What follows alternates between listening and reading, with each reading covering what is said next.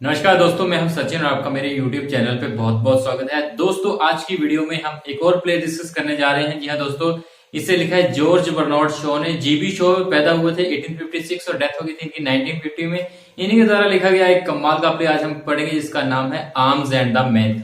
Arms and the man इसे publish किया गया था 1898 में। जी हाँ दोस्तों, 1898 में पब्लिश किया गया था इसे, और इसे पब्लिश किया गया था जॉर्ज बर्नार्ड शॉ के प्लेजेंट प्लेस में आर्म्स एंड द मैन के साथ कुछ और भी प्ले थे, जैसे कि Candida, you can never tell, the man of destiny. ये सारे प्ले को इकट्ठा करके प्लेजेंट प्ले में पब्लिश किया गया था इसे 1898 में। तो ये सारे प्ले 1898 में आए थे।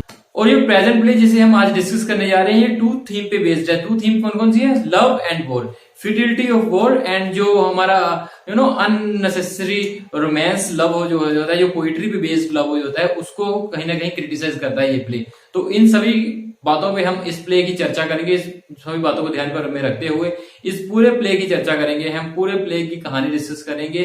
तो वीडियो को पूरा देखिएगा, और वीडियो अगर अच्छी लगी है तो लाइक शेयर और कमेंट कर दीजिएगा, और चैनल को सब्सक्राइब कर दीजिएगा, क्योंकि इसी तरह की जॉब अपडेट्स, नोटिफिकेशन और इंग्लिश लिटरेचर से वीडियो हम आपको हमारे चैनल पे लगातार मिलती रहती हैं। तो चलिए वीडियो की शुरुआत करते हैं।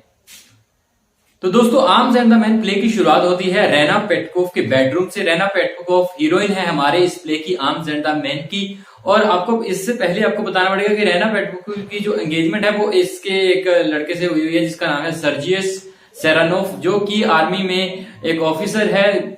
बल्गेरियन आर्मी में ऑफिसर है, और बल्गेरियन और सर्बिया के बीच फाइट लड़ी जा रही है। और इस प्ले की जो सेटिंग है वो भी बल्गेरियन और सर्बियन आर्मी के बीच जो फाइट हो रही थी 1885 में, उसी के टाइम की रखी गई है। और बल्गेरियन और सर्बियन आर्मी के बीच फाइट चली हुई है, और अभी अभी बुल्गारिया ने सर्बिया के खिलाफ फाइट जीत ली है, जो स्लिपनिट्सा में फाइट हो रही थी। स्पेलिंग आपको दिखा दूंगा मैं, चेक कर लेना स्पेलिंग आप। स्लिपनिट्सा, बैटल ऑफ स्लिपनिट्सा जो हो रही थी, उसको बुल्गारियन आर्मी ने डिफीट कर दिया। और उसमें जो सर्बियन आर्मी के ऑफिसर्स थे वो भागने लगे थे। सर्बियन आर्मी के जो सैनिक थे वो जब उन्होंने देखा कि उनकी हार हो गई है और वो भागने रहे थे, उन्हीं में से एक सैनिक बालकनी चढ़ता है रैना पेटकोफ की, और उसकी बालकनी चढ़ के उसके बंदूक रख देता है उसके सीने पे, उसके माथे पे, बोलता है कि अगर तुमने इन्फॉर्म किया उनके आर्मी वालों को तो मैं तुम्हें जान से मार दूंगा। और वो मना कर देती है यहाँ से, वो बोलती है ठीक है कोई नहीं, मैं तुम्हें बचा लूंगी, तुम चिंता मत करो, है ना। हालांकि उसके जो हमारा जो कैप्टन ब्लंटशीली है, उसका नाम, जो भी सैनिक वहां पे घुसा है उसका नाम है कैप्टन ब्लंटशीली।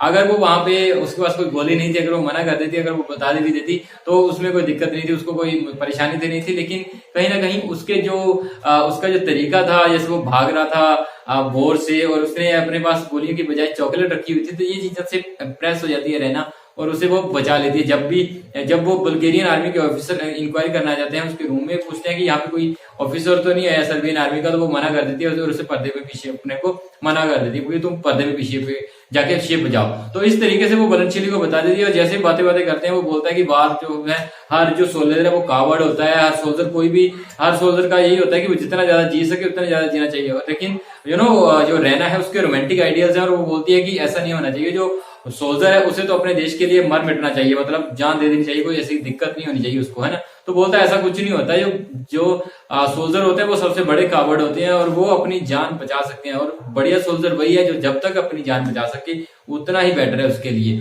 और एक सोल्जर को अपनी गोलियां उतनी नहीं लेनी चाहिए जितने की चॉकलेट्स लेके जानी चाहिए उसे वॉर में, क्योंकि वॉर में ज्यादा खाने की चीजें काम आती हैं। गोलियां तो काम आती हैं खैर, लेकिन खाने की चीजें जो है वो ज्यादा काम आती हैं। लेकिन अब उसे हंसी आती है जब वो ऐसे सोचती है, और उसे बोलती है कि तुम मेरे चॉकलेट क्रीम सोल्जर हो, है ना।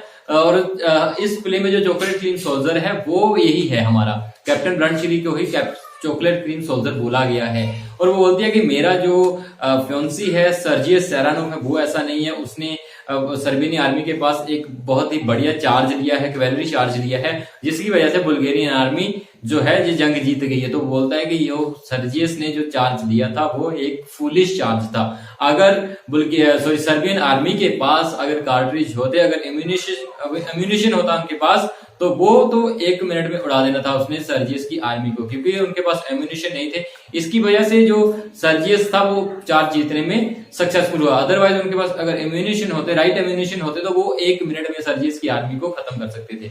तो इसी तरीके से उनके बीच काफी नाकसुनी होती, खासुनी होती है रात में, और इस तरीके से वो इम्प्रेस हो जाती है मतलब कैप्टन ब्लंटशीली से, और उसे बचा लेती है। और सुबह कैथरीन और उसकी माँ कैथरीन और रेना पेटकोफ उनको भेज देती हैं, अपने बाप का कोड दे देती हैं और बोलती हैं कि तुम अब चुपचाप निकल जाओ यहाँ से जब वॉर खत्म हो जाती है।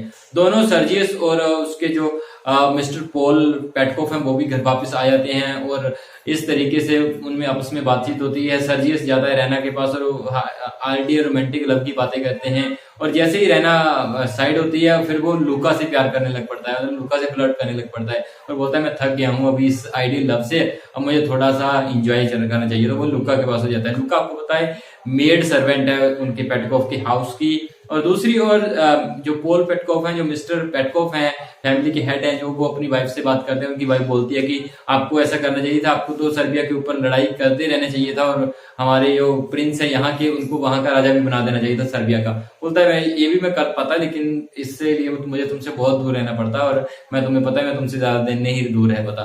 तो इसी बीच वो आपस में बातें कर रहे होते हैं और वहीं पे कैप्टन ब्लंटशीली वापस आ जाता है। वो अपना कोट वापस देने आया हुआ है मेजर पेटकोफ का, जो कि वो लेके गया था, जिसे वो पहन के गया था अपने घर पे। तो वो कोट देने वापस आया होता है। तो कैथरीन आती है, बोलती है कि तुम कोट दे दो मुझे, अभी निकल जाओ यहाँ से, क्योंकि कहीं मेजर पेटकोफ को अगर तुम्हारे बारे में पता चल गया तो रहना मुश्किल में फंस जाएगी, मैं और रहना मुश्किल में फंस जाएंगे। और जैसे ही वो जाने वाला होता है तभी पेटकोफ मिस्टर पेटकोफ पास आते हैं और सर्जियस भी बाहर आता है। वो कैप्टन ब्लंटशीली को देखते हैं, बोलते हैं ब्लंटशीली आ जाओ, हम तुम्हें ही देख रहे थे, मतलब तुम यहाँ पे हमारे घर पे आए हो, तुम हॉस्पिटैलिटी के बिना नहीं जाओगे, तुम्हें यहाँ पे रहना पड़ेगा, लंच करके जाना पड़ेगा। तो वो उसे जबरदस्ती रोक लेते हैं, हालांकि वो रुकना नहीं चाहता, वो जाना चाहता है। वो हालांकि वो भी रैना से मिलने आया हुआ था कोड वापस करने के बहाने, हालांकि वो कोड वैसे भी सेंड कर सकता था लेकिन वो खुद कोड देने आया क्योंकि वो भी रैना से मिलना चाहता है।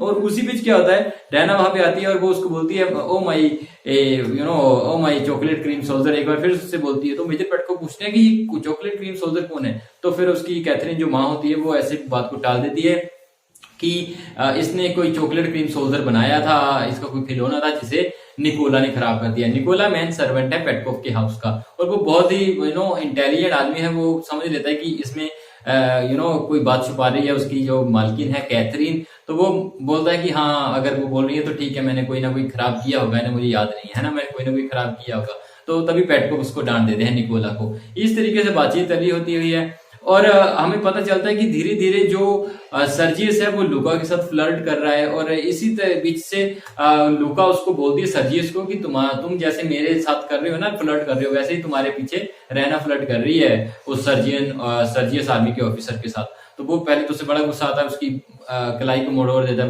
बोलती दोबारा तुमने मेरी कलाई को ऐसे मरोड़ा तो तुम्हें मुझसे शादी करनी पड़ेगी, है ना। तो सर्जियस भी बोलता है ठीक है, दोबारा अगर मैंने तुम्हारा हाथ पकड़ा तो मैं तुमसे शादी कर लूंगा, ठीक है। तो ऐसी कुछ बातचीत होती है उनके पीछे और फिर वो रैना के पास जाता है। रैना को बोलता है कि तुम मेरे पीछे से सर्बियन आर्मी के साथ फ्लर्ट कर रही हो। तो बोलती है कि तुम भी तो मेरे पीछे फ्लर्ट कर रहे हो, है ना, तुम भी तो मेरे पीछे फ्लर्ट कर रही हो लूका के साथ। तो बोलती है कि हाँ, तो उसे लगता है कि ये ऐसे कैसे बोल सकती है ना, उसे यकीन नहीं होता है, बोलता ठीक है कोई बात नहीं, है ना।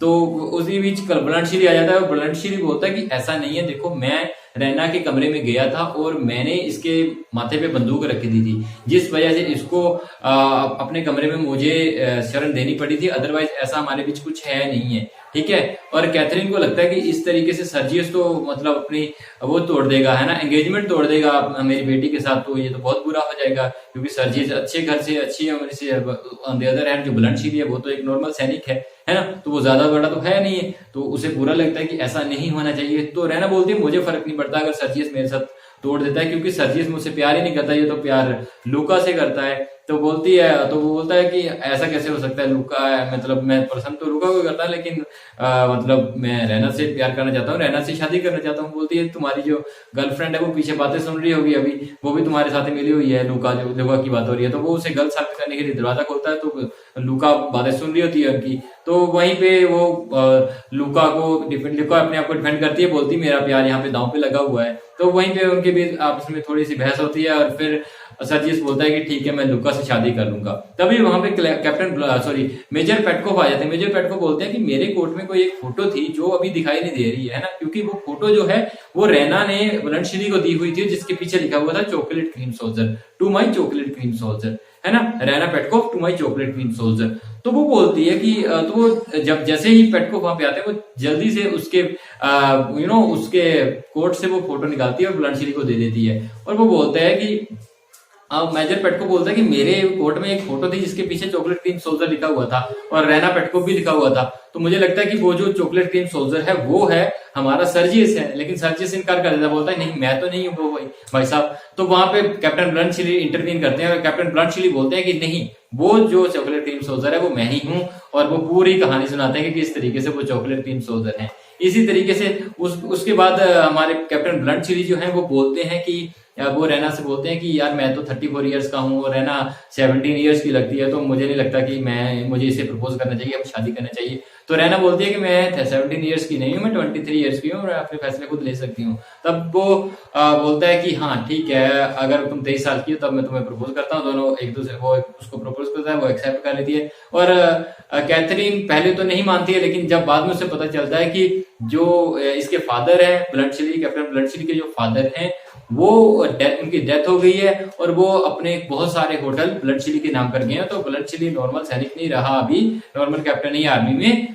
उसकी अच्छी अभी प्रॉपर्टी है। तो वो बाद में वो भी मान जाती है कि ठीक है कैप्टन ब्लड चिली के साथ अब हम तुम्हें शादी कर लेते हैं। लेकिन उसी बीच हमें पता चलता है कि जब सर्जियस की लूका के साथ एंगेजमेंट हो रही थी, तो वो बोलते हैं कि लूका की एंगेजमेंट ऑलरेडी निकोला के साथ हुई है। तो निकोला बोलता है मेरी इसके साथ कोई एंगेजमेंट नहीं हुई है, मेरी जो है मैंने तो ऐसे ही आपको बताने के लिए रखा था कि इसको यहाँ पे जॉब मिल जाए और ये अपने आप को सेफ समझे, इसीलिए हमने ये सिर्फ बताया था कि हमारी एंगेजमेंट हुई है, अदरवाइज हमारी कोई एंगेजमेंट नहीं हुई है। तो इसी पे हमारा जो है प्ले यहाँ पे खत्म हो जाता है। ब्लंट चिली को अपने घर वापस जाना पड़ता है, कुछ कागज आज थे जिसको साइन करने थे और जिसके कारण उसे घर वापस जाना पड़ता है कि वो वहां पे जाएगा 3 वीक्स के लिए। तो वो बोल के जाता है कि मैं 3 वीक्स के बाद आऊंगा और हम साथ में शादी करेंगे। सर्जिस को भी बोलता है कि तुम भी शादी मत करना, हम साथ में शादी करेंगे जब मैं 3 वीक्स के बाद अपना पेपर वर्क खत्म करके आ जाऊंगा। तो वो उनकी हेल्प करता है, पहले तो आर्मी को ट्रूप्स को वापस भेजने में कैप्टन मेजर पेटकोव की और सर्जियस सेरेनोव की हेल्प करता है वापस भेजने की ट्रूप्स को, और उसके बाद वो अपने घर चला जाता है उस पेपर वर्क खत्म करने के लिए और बोल के जाता है कि मैं वापस आऊंगा, जिसके कारण उसके बाद हम बात करेंगे शादी की। और जहां पे हमारा प्ले जो है ये खत्म हो जाता है। तो दोस्तों आपको ये प्ले कैसा लगा कमेंट करके जरूर बताइए। वीडियो अच्छी लगी है तो लाइक शेयर और कमेंट कर दीजिए और चैनल को सब्सक्राइब कर दीजिए, क्योंकि इसी तरह की वीडियोस आपको हमारे चैनल पे लगातार मिलती रहती हैं। वीडियो देखने के लिए बहुत बहुत धन्यवाद। आपका समय शुभ रहे। जय हिंद, जय भारत।